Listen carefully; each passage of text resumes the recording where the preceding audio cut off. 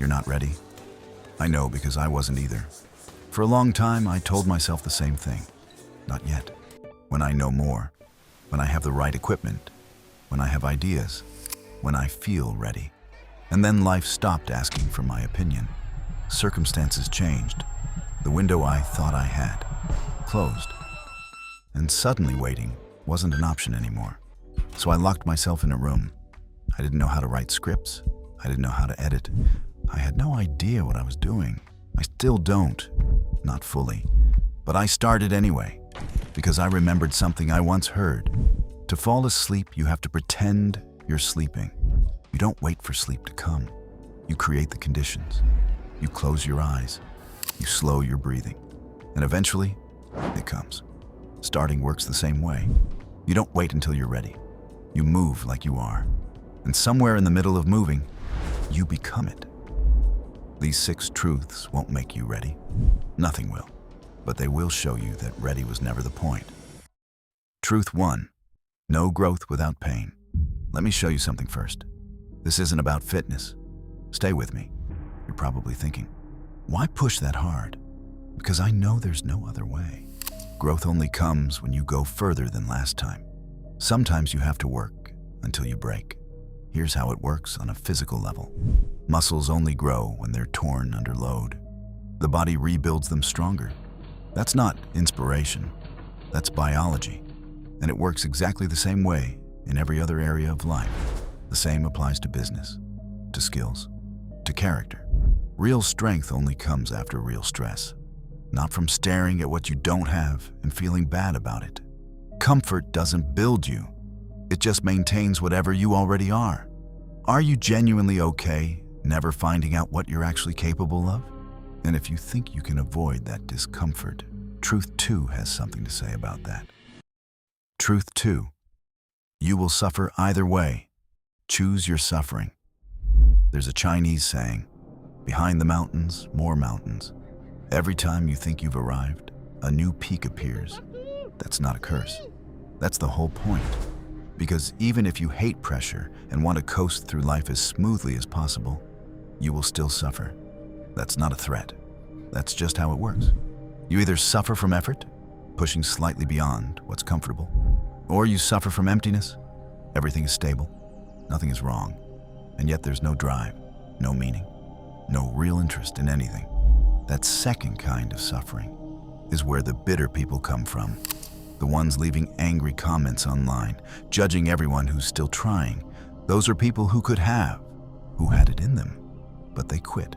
And now watching others move forward is unbearable. So pick your suffering. I made my choice a long time ago. I'll always be building something. Not because I have to, because the alternative is slow death from the inside. And I've seen that death up close. It doesn't happen all at once. It happens one comfortable day at a time. Truth 3. Stop listening to critics. Simple to say. One of the hardest things to actually do. Here's why. Our brains are wired to monitor social signals constantly. Even at rest, most of your mental bandwidth is tracking what people think of you. That's not weakness. That's human biology. But it becomes a weapon used against you. And the people who hurt you most with their words, they're almost never strangers. There will always be people who benefit from your failure. Some will say it openly. Most won't. The loudest critics are usually the ones closest to you, because your growth disrupts their comfort. It reminds them of what they're not doing, so they pull you back toward average. I've lived this. When I left university after my second year to go all in on my own path, the people around me laughed. No degree, no future, no chance. It hurt. I won't pretend it didn't. If someone tells you your idea is terrible just because they once failed at something similar, what's actually the problem? The idea or their ego? So why does their criticism land harder than your own belief in yourself? Here's the filter. When criticism hits, ask one question. Is there anything here I can actually use? If yes, take it. Improve. If no, it's not about you. Let it go. Move on. Only listen to people who are closer to where you want to go than you are. Everyone else will fade. Their opinions will amount to nothing, and you'll wish you hadn't given them a second thought. Truth 4. Throw yourself into the deep end. Most people spend their whole life building a safety net and then wonder why they never jump. When there's no way back, your brain shifts.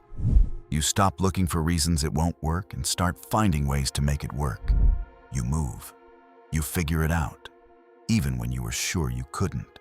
Here's a simple version. Imagine you need $1,000 by tomorrow. Not hypothetically, actually need it. It's midnight. You're out of options. Watch how fast your brain starts working. Who can you call? What can you sell? What service can you offer tonight? Pressure doesn't ruin people. Pressure reveals them.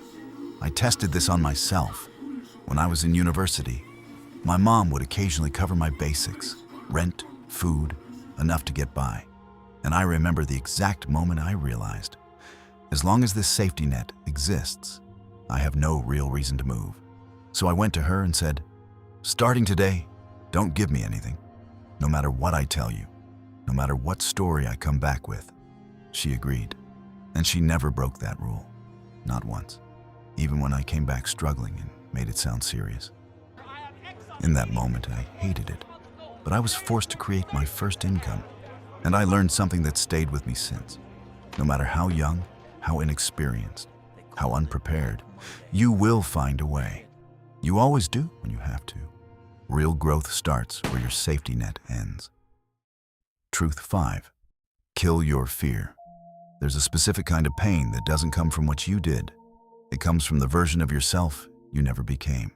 And unlike failure, that pain has no expiration date. There's a study from Cornell University that proves something terrifying. Researchers found that people regret their inactions twice as much as their actions. Let that land for a second. The things you didn't do will haunt you longer than any mistake you ever made. Your life comes down to one question. What are you more afraid of? Failing, being rejected, hearing no, or spending years knowing you never even tried? I'll be honest with you. There was a period where I knew exactly what I needed to do, and I didn't do it for 2 years. Not because I didn't have time, not because conditions weren't right, because I was scared. And I kept finding smarter and smarter ways to explain why waiting made sense. Fear is very good at sounding reasonable. The longer you wait, the more fear grows. Not less, more. Because fear expands in the fog. It shrinks when you have a plan. Here's the exercise. When something scares you, ask yourself honestly, what actually happens if this goes wrong? Be specific. You won't die. You probably won't lose everything. Worst case, temporary setback, short-term embarrassment, a few hard weeks. Mistakes happen fast. Regret lasts decades. And here's something especially true if you're young. If you're afraid to take a risk now, when your obligations are minimal, it only gets harder. When the mortgage, the kids, the responsibilities arrive, they don't leave. The fear compounds. The window narrows. Don't run from fear. Break it into pieces. Get specific. Make a plan. Make a backup plan. Then move. Better to be scared and do it than spend your whole life wondering what would have happened if you had. Truth 6. The hard way is the easy way. Everyone is looking for the shortcut. The hack. The trick that lets you skip the hard part and still get the result. Look at what gets the most clicks. Learn English in 7 days. 6-pack in 2 weeks. Make $10,000 this month with no experience. Look at the fitness industry. Billions of dollars built entirely on one promise.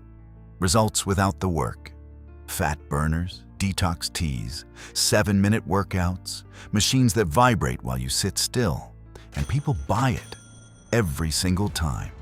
Because the alternative, showing up 3 times a week for 2 years, being consistent when it's boring, progressing slowly when nobody's watching, that doesn't sell. It doesn't feel like a solution. It feels like a sentence. But here's what every person who actually transformed their body knows. There was no secret. There was no pill. There was just time. And showing up and not quitting when results were invisible. That was the shortcut the whole time. The hard way is the only real shortcut. Everything else is just delay, dressed up as strategy. 6 truths. None of them comfortable, all of them real. Here's what I want to leave you with. I'm still in the room. I'm still figuring this out. Some days are hard. Some days I question everything. But I keep going, not because I know how this ends, but because I know what stopping costs. You're not ready either? You probably never will be. And that's not a problem to solve.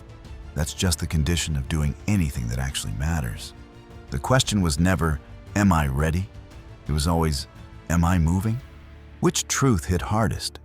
Write it in the comments. See you in the next one.